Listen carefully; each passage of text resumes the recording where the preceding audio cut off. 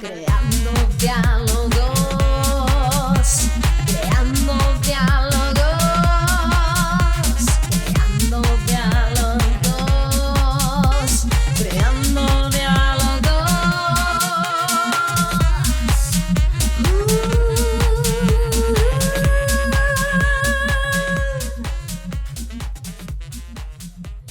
¿Qué tal? ¿Cómo están? Buenas noches. Noche de jueves, 20:30. Estamos en Sexta Visión, canal de televisión para la región de O'Higgins. Estamos en el Creando Diálogos, una producción de O'Higgins Crea, Corporación del Gobierno Regional. Síganos en www.o'higginscrea.cl. Esta semana con material diverso, con entrevistas muy diversas. Vamos a tener grandes invitados.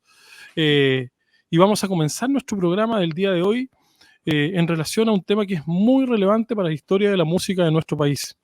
Y es básicamente brindar un homenaje a Víctor Jara, cantautor chileno, que el día de ayer, miércoles 28, podría haber cumplido 90 años de su nacimiento.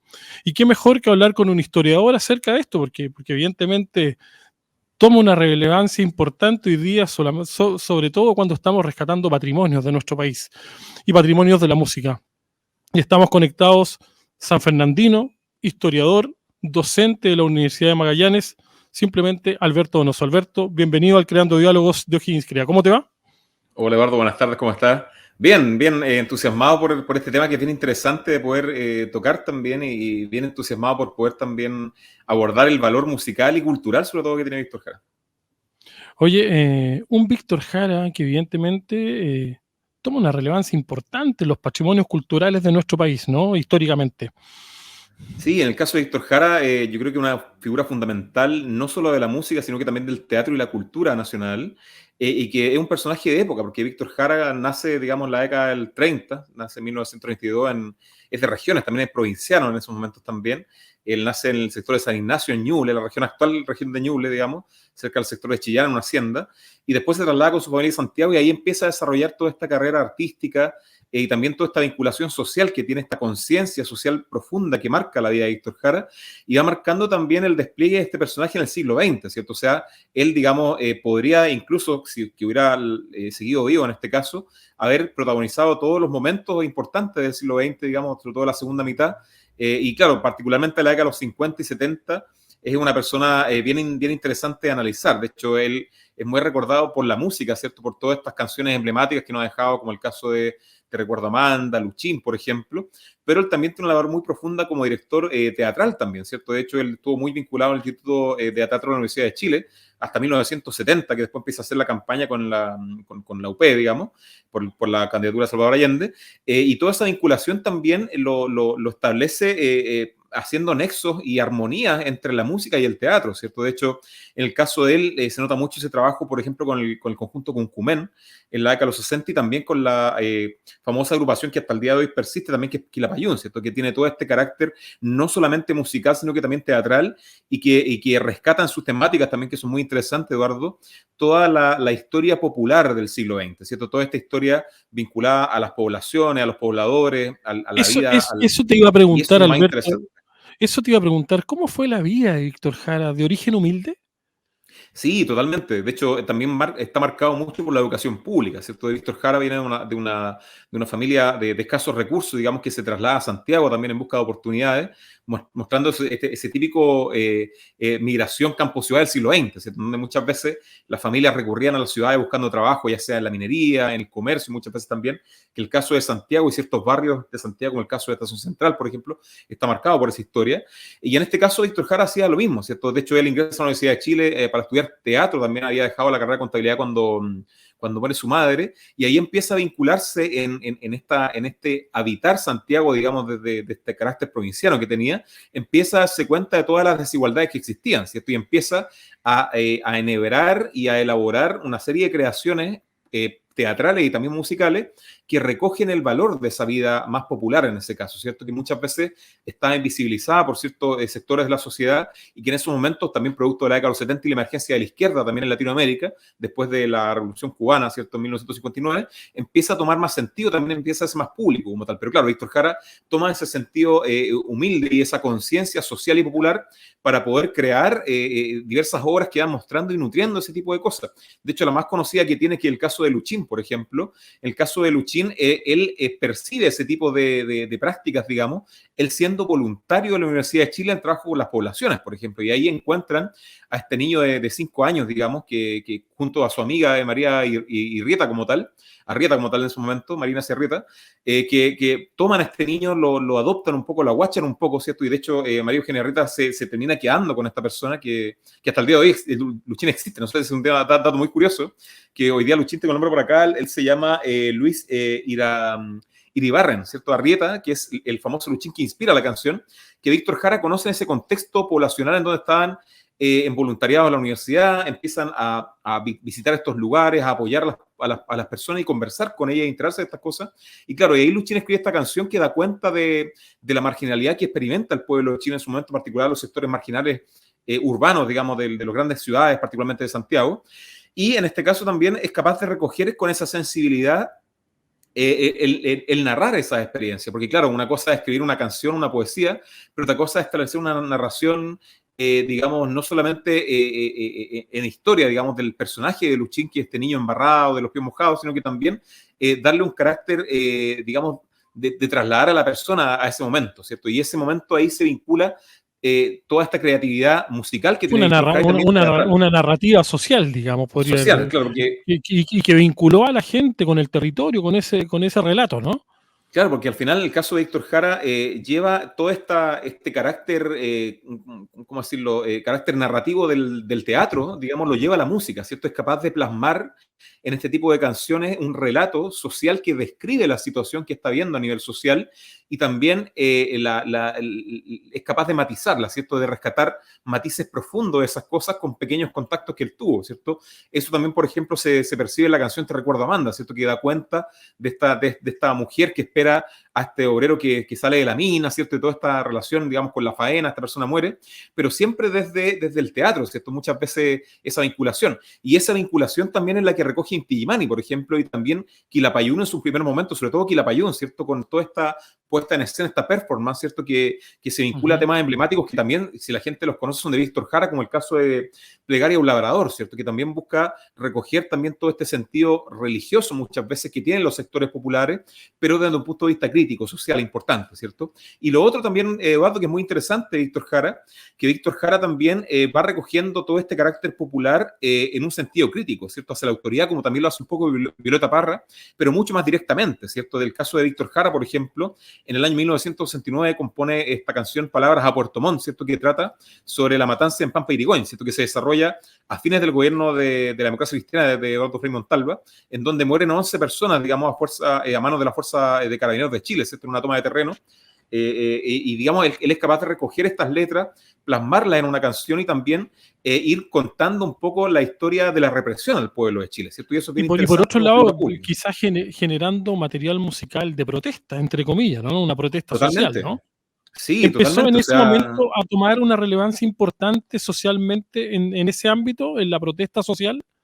Totalmente. De hecho, con esta canción que comentábamos, que era la canción Plegaria a un labrador, él gana el primer festival que se hace de la nueva canción chilena, que la nueva canción chilena, junto a otros autores, recogían un poco esta versión más crítica de lo social, ¿cierto? De las cosas, de las desigualdades que están experimentándose estructuralmente en el caso de Chile. Y claro, y él también lo menciona, ¿cierto? Él es una persona de izquierda que tiene conciencia social, ¿cierto? Lo menciona en sus canciones también y en las entrevistas que tiene. Incluso también él se vincula con la política, Eduardo. De hecho, recordemos que Víctor Jara, en el año 1970, deja el Instituto de Teatro de la Universidad de Chile, con el cual le había estado muy vinculado, ¿cierto? Desarrollando también actividades de docente, también giras internacionales también vinculadas al teatro, ¿cierto? Y empieza a tomar relevancia en la campaña de la Unidad Popular, ¿cierto? Con Salvador Allende Gossen también, en su campaña, ¿cierto? Como un artista también con un compromiso importante, cosa que no era tan visto como es hoy día, quizás en la época, digamos, hoy día se ve bastante, pero en esos años era algo bastante especial también. En ese momento se generó un punto de inflexión que transformó a Víctor Jara en una amenaza, podríamos decirlo, en una amenaza Claro, para yo, algunos, para los poderes que definitivamente no querían ser visibilizados de esta manera a través de la música, a través del arte, a través de la cultura. claro, en el caso de lo que menciona, yo creo que está simbolizado en su muerte, ¿cierto? Lamentablemente Víctor Jara tiene una muerte bastante trágica, ¿cierto? En donde hay muchas veces una alevosía, una especie de venganza en todas las torturas y que se le realizan, digamos, en el Estadio Nacional, que hoy día, digamos, lleva su nombre también como una forma de memoriar un poco ese agrio recuerdo. Y claro, y a él lo votan, digamos, junto a otras 3 personas en la población Santa Olga, digamos, en Los Espejos, en Santiago. Y ese en sí mismo, En el esa Estadio Chile, alevosía, puntualmente, en el Estadio sí, Chile, ahí que hoy día es sí, Estadio Víctor Jara, ¿no? exacto, Ahí en sí, la sí, sección sí. Y claro, central, digamos, Unión pero, Latinoamericana, todo ese barrio. pero esa alevosía con la que torturan y matan a Víctor Jara da cuenta, digamos, como de lo que tú dices, de que era concebido muchas veces como una amenaza, digamos, o era visto con cierto rencor por ciertos sectores de la sociedad, y eso estaba vinculado específicamente a todo, por un lado, a toda la exacerbación que él hace de la vida de los sectores populares, ¿cierto? De hecho, el último gran disco que él publica, el disco Población, ¿cierto? En el año 1972 como tal, que digamos marca, bueno, Luchín está en ese disco, por ejemplo, también, y también toda esta versión crítica que tenía hacia las Fuerzas Armadas, ¿cierto? Recordemos que en este caso, a través de esta canción de Pampa Irigoyen, él lo que hace es, digamos, denunciar a Carabineros de Chile, ¿cierto? De las funciones represivas que tenían contra el pueblo de Chile sus manifestaciones. Entonces, claro, era vista por los sectores, de ciertos sectores elitistas, ¿cierto? Y muchas veces vinculado a ciertos sectores de derecha, también uniformados en el caso de Chile, era visto como una amenaza y también una persona que hacía una suerte de relato heroico de los sectores populares que en este caso se los vinculaba a la izquierda como tal y se los miraba con desconfianza, sobre todo al principio de la dictadura. ¿Era un líder, Víctor Jara? ¿Tenía ese liderazgo Totalmente, tan sí. potente? Totalmente, sí. De hecho, él participa, como lo comentamos, de varias agrupaciones. El caso de Quilapayún fue director artístico, por ejemplo, el caso de Cuncumen también. Y a su vez también participa activamente en el sello, en sellos musicales también, ¿cierto? De hecho, no recuerdo muy bien el nombre, pero hay un sello que es parte de la Unidad Popular también, que lo empieza a administrar el Partido Comunista, en donde, por ejemplo, Eduardo Gatti y los Blobs graban los momentos, ¿cierto? Y Eduardo Gatti hace todas las intermediaciones artísticas, musicales, para que ellos puedan grabar en ese estudio, por ejemplo. Entonces, es una figura que genera, digamos, un liderazgo natural en esos sectores y que hasta el día de hoy es reconocido, ¿cierto? De hecho, en gran parte de las presentaciones musicales de Inti Illimani, Quilapayún y otros artistas de esos años, digamos, el mismo Patricio Mans, digamos, que murió hace poco también, dan cuenta de ese legado de liderazgo también, porque al final, al igual que pasa con Violeta Parra, marca un camino, ¿cierto? Marca una forma, una perspectiva musical y estética, sobre todo, de cómo concebir a los sectores más desposeídos de la población, digamos, y posicionarlo en un lugar importante dentro de la sociedad y también del arte, ¿cierto? Entonces, Víctor Jara lo que hace es buscar, de cierta forma, un testimonio histórico, digamos, de estos sectores populares y poder plasmar todos esos valores muchas veces morales, solidarios que tienen a través de la música, ¿cierto? Y eso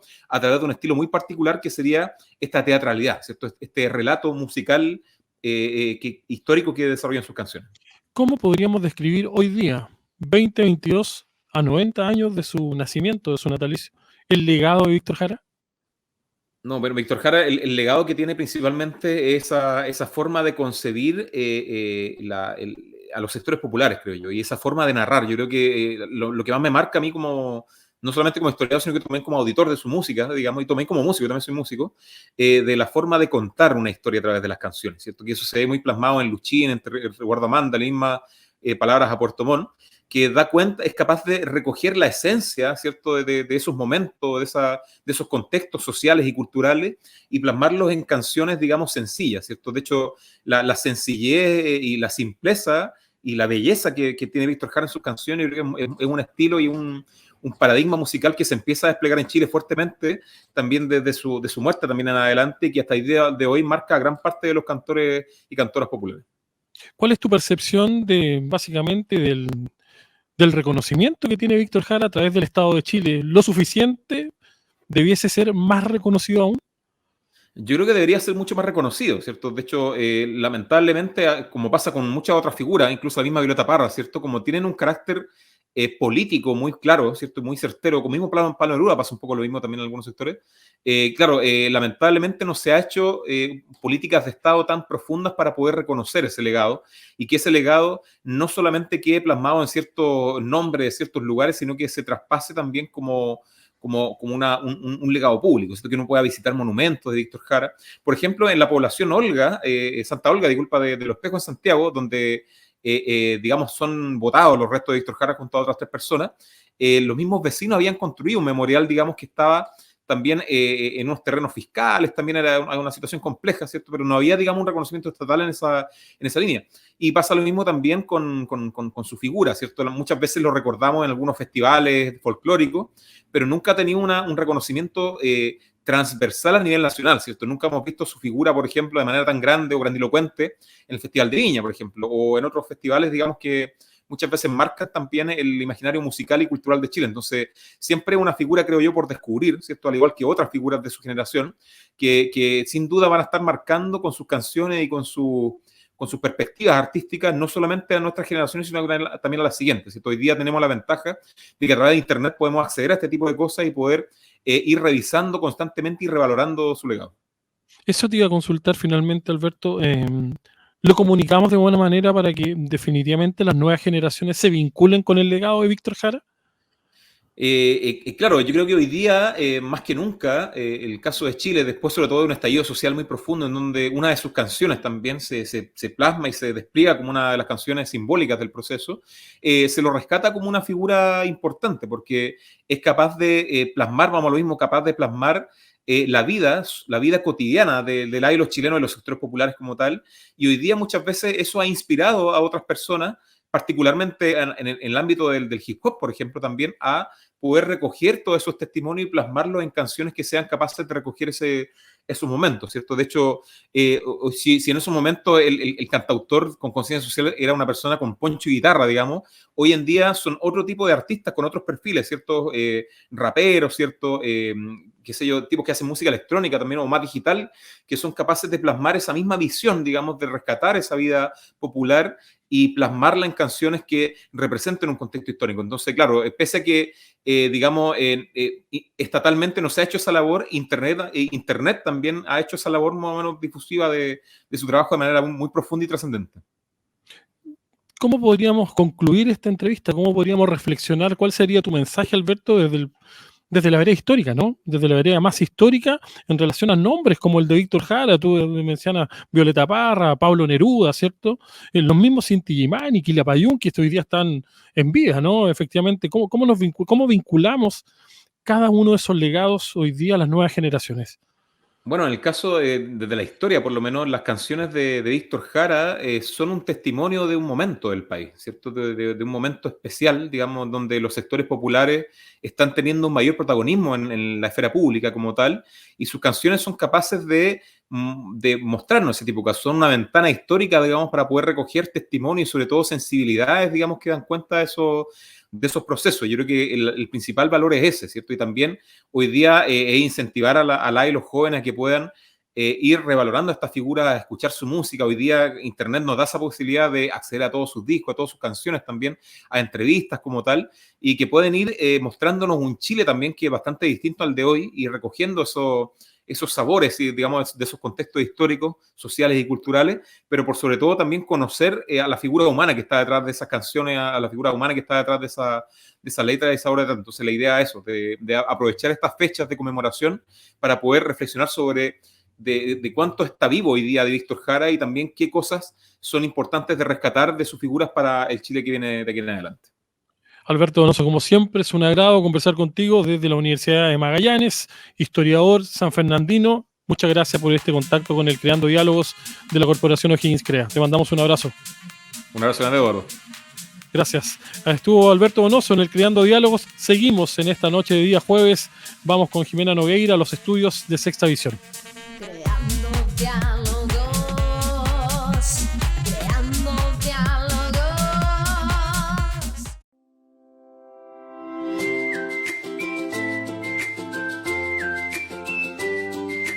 Me llamo Ana Karina Pinomena, soy la orientadora del Colegio Presidente José Manuel Balmaceda de la Corporación Municipal de Rancagua.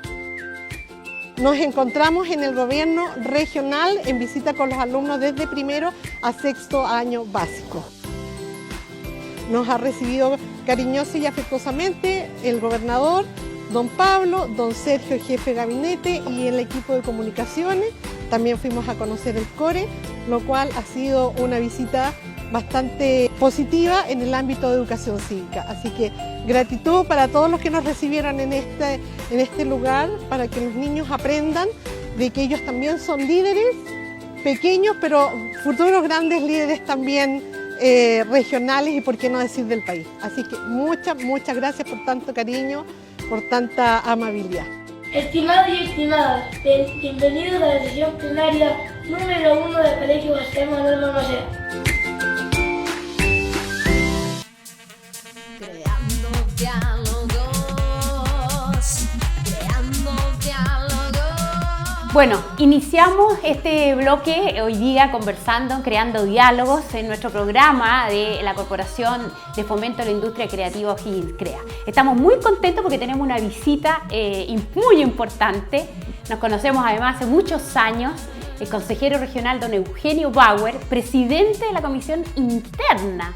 De régimen interno, o sea, la que pone orden en el Consejo Regional. Trata de poner orden. ¿Cómo estás? ¿Cómo estás? Bienvenido. Bien. ¿Y tú cómo estás? Bueno, estamos saludándonos en delante. Bueno, también muchos años que la conozco. La he visto ahí en las bambalinas. Gran actriz, nuestra actriz regional, la más importante que tenemos. Ay, muchas gracias. Así que a mí es un honor estar contigo aquí. Feliz que conversemos un rato. Hay siempre harto de qué hablar. Exacto. ¿Tú tienes cuánto tiempo ya que eres consejero regional? Este es mi tercer. Pasé en estricto rigor el cuarto periodo, porque yo en el primer consejo regional, que fue el año 94, por ahí, no me acuerdo, también formé parte de ese primer consejo regional. Después yo me fui, fui diputado después, y ahora llevo 3 por periodo, así que aquí termino y me voy para casa y... No te creo. Juro. Te vas a ir para la casa. Perro que come huevo no se le quita la maña, dicen, pero... Exacto, el que nace chillarro muere cantando. Muere cantando. Pero ya va quedando poco hilo en la ¿Y cómo ha caña. sido tu experiencia, Eugenio, como consejero regional? Para mí fue muy buena porque yo, como te explicaba recién, cuando fui en el primer periodo, que fue la primera experiencia que se hizo, yo estaba en la empresa privada y no tenía noción de lo que era el diario de la política, digamos. Aprendí mucha política en ese consejo, porque formamos un grupo súper heterogéneo, funcionábamos muy bien, éramos del verbo modesto, si no teníamos ni donde sentarnos, no teníamos una silla, no teníamos nada. Lo único que nos daban una vez al mes era un rollo así de papel. En esa época había una cosa que se llamaba una máquina de escribir que escribía... Como un fax. Parecido al fax, exactamente, eso es correcto. Y lo único que teníamos era eso. Así que pero aprendimos a contactarnos, a ser capaces de conversar, a ser capaces de plantearnos distintas ideas, no llegar a caballazos, sino que por el contrario, siempre hubo en ese consejo, gente de esa época, siempre dice que ha sido lejos el mejor consejo, porque éramos muy afiatados. Bueno, después pasamos, yo dejé de ser un par de periodos, tuve una experiencia parlamentaria. Fuiste diputado 4 años. 3 periodos. 3 periodos. 12 años. Ah, mira. Una locura.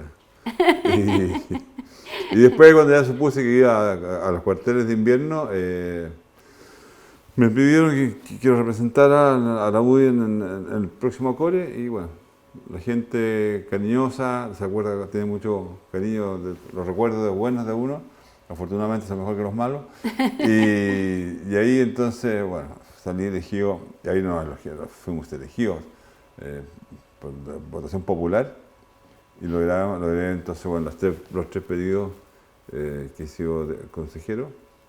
Y como te digo, ya estamos en la recta final, pero muy contento de haberlo hecho, muy contento de la sensación de haber dado y entregado algo cuando uno también ha recibido tanto en la vida. Entonces, hay que netear esas dos cosas y yo estoy contento.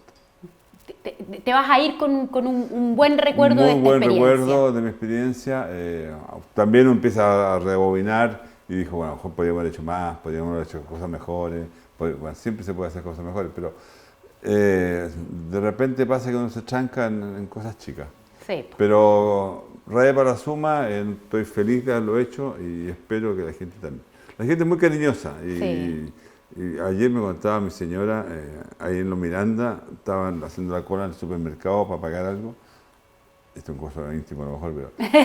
Y había un señor, Estamos con el momento íntimo de- había un señor delante de ella y cuando el señor pagó, y cuando le toca pagar a ella, el señor se da vuelta y le dice: señora Isabel, tome, llévele esto a don Eugenio, me dijo, porque yo lo estimo mucho. Le pasó una caja de Mira. chocolate, me la mandó de regalo, don Luis, se me olvidó el apellido. Porque tú eres de la comuna, tú vives en la comuna de Yo vivo Doñihue, hace en Los muchos- Miranda. Sí, yo vivo hace muchísimos años. Yo cuando trabajé en AgroSuper, viví toda mi vida ahí en el río, en la caja del río, como digo yo.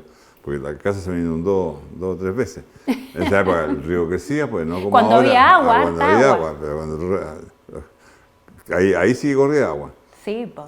Y eso me preocupa hoy día, porque veo que la gente ha ido tomándose el cauce del río, Sí. confiado en que el río no se ha visto.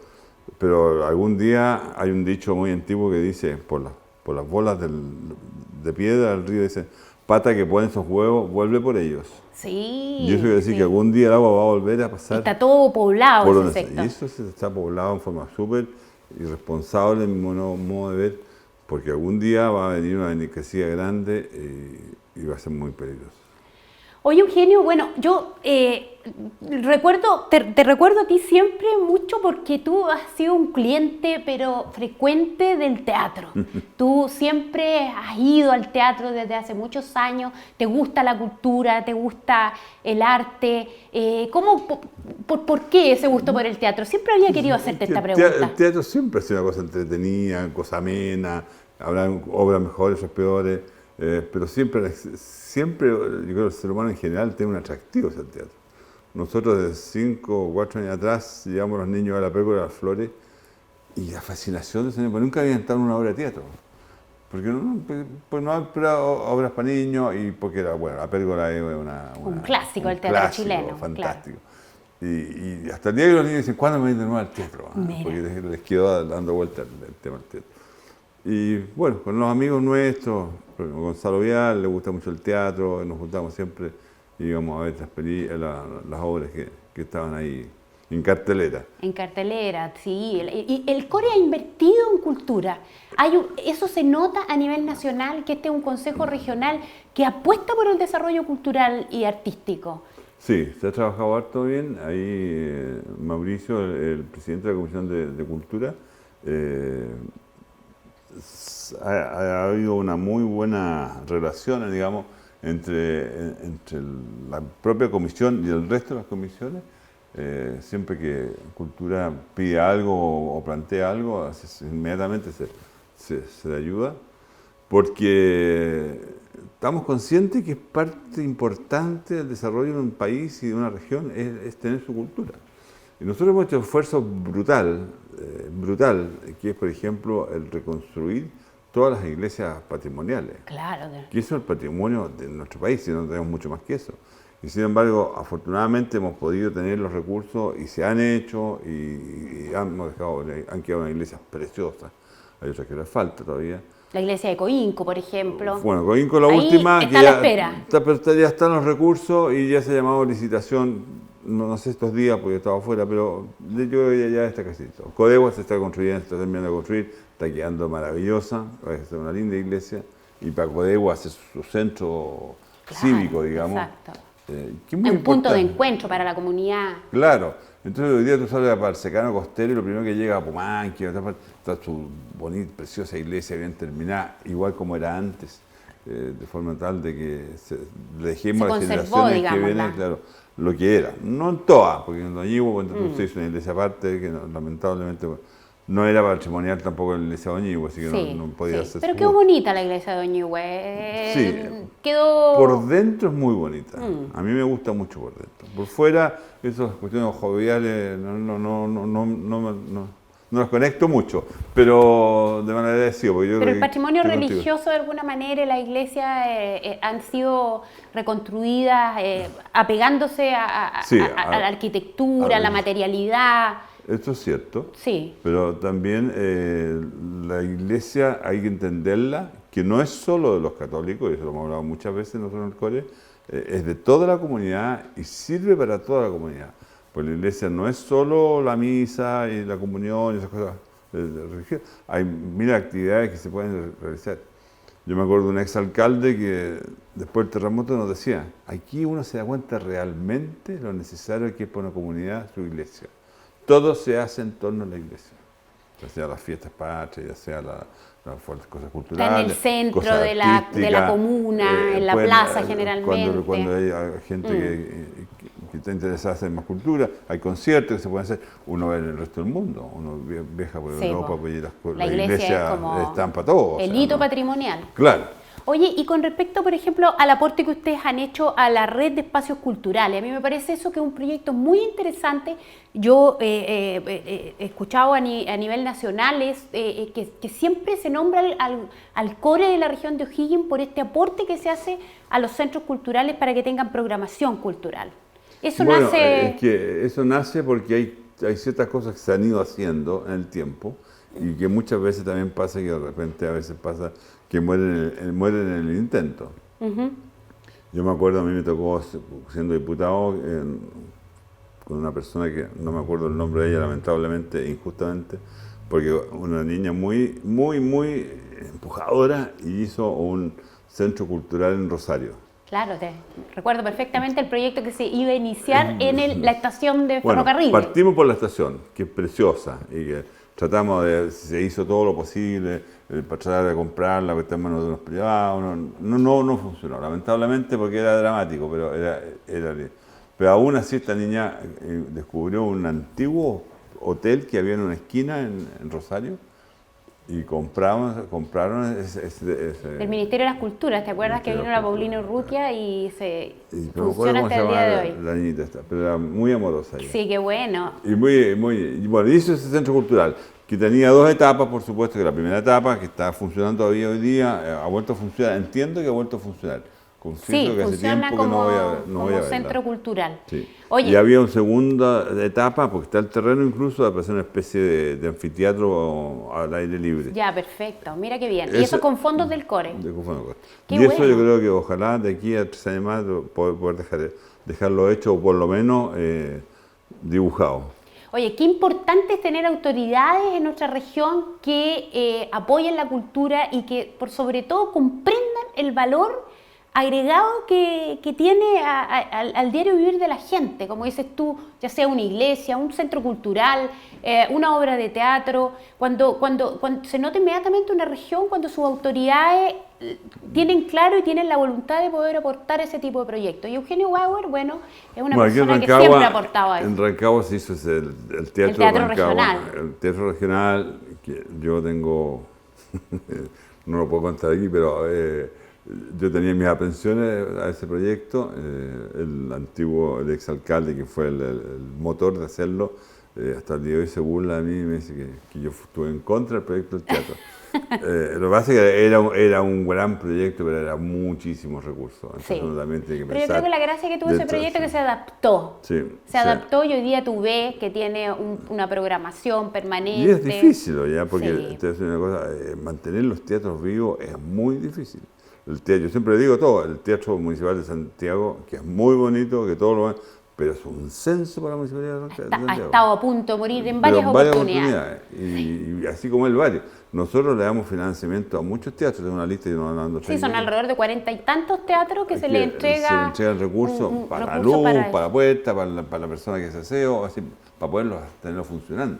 No, fantástico. Independiente que después venga la parte de ustedes, digamos, que vengan los Exacto. proyectos culturales, artísticos propiamente tales. No, muy bien. Ha sido pero un gusto tenerte en nuestro programa Creando Diálogos de la Corporación O'Higgins CREA, Eugenio Bauer, un destacado consejero regional de nuestra región, que permanentemente ha aportado y ha apoyado la actividad cultural. Eso me consta, lo digo de primera fuente, y te agradecemos muchísimo que hayas compartido hoy día con nosotros en este programa, que lo podemos entregar gracias a los aportes que hace el Consejo Regional, el Gobierno Regional, a la Corporación O'Higgins CREA, y que ha sido realmente un programa muy interesante y que lo ve mucha gente, y para que vayan conociendo a sus autoridades Aunque se van yendo ya, pero bueno. Se va yendo, pero para que no los olviden, porque son personas que han significado un aporte relevante también para el desarrollo artístico-cultural de nuestra región.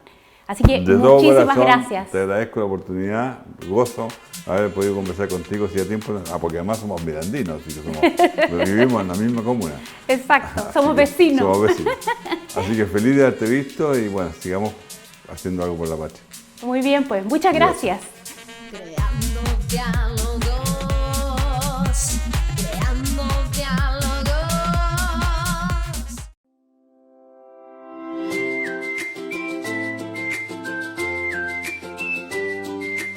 Me llamo Ana Karina Pinomena, soy la orientadora del Colegio Presidente José Manuel Balmaceda de la Corporación Municipal de Rancagua.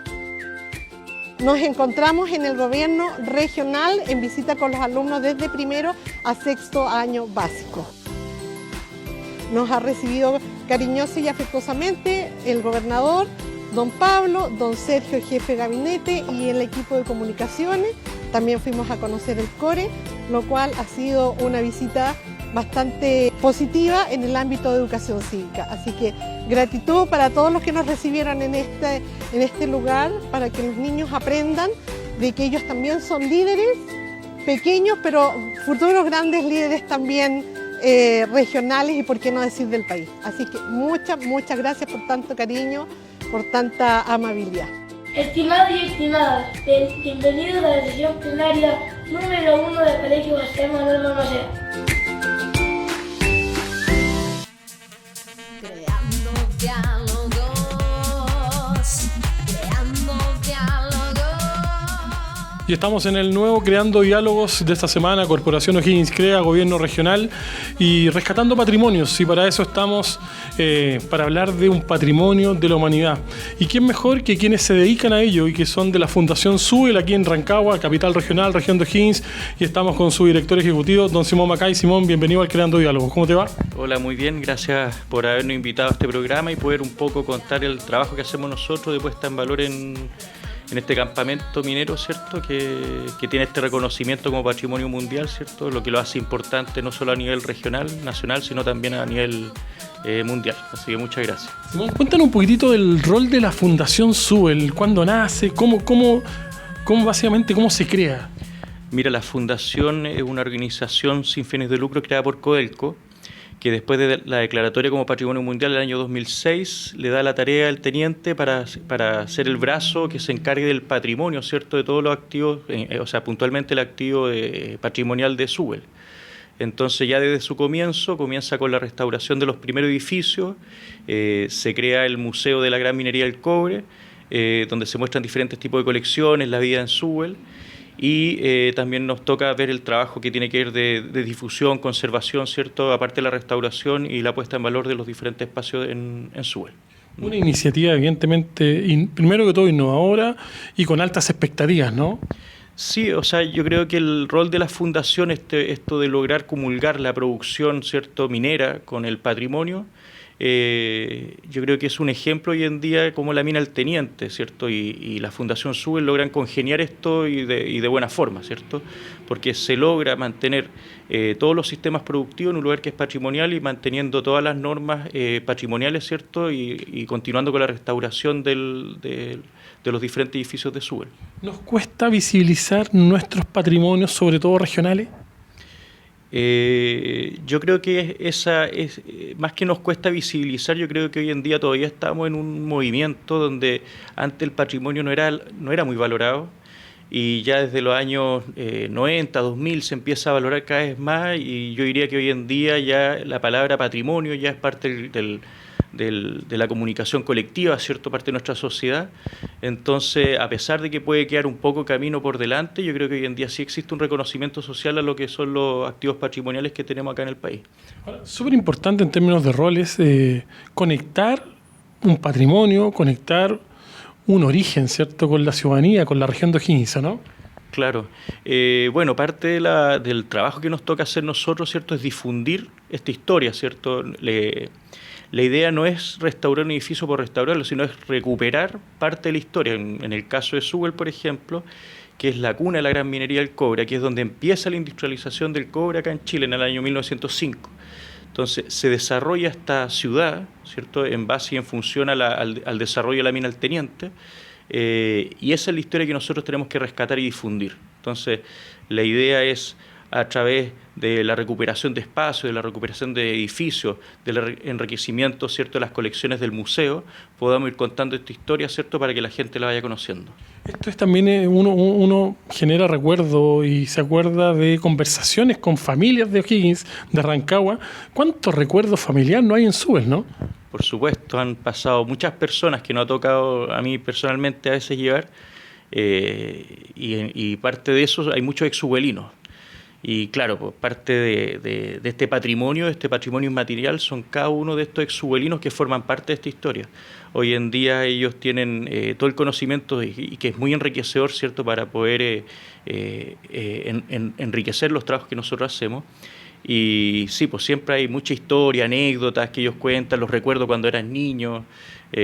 Hoy en día uno ve un Súbel, ¿cierto?, donde tiene un carácter más patrimonial y de producción, pero cuando uno empieza a recopilar antecedentes, por ejemplo, para habilitar una recreación de una vivienda, por ejemplo, y empiezan a contar los subelinos cómo era la vida, ahí uno se da cuenta, digamos, cómo esta ciudad, digamos, logró albergar a tantas familias y tantas historias que se dieron allá arriba que hoy en día, digamos, comparten nuestros exubelinos.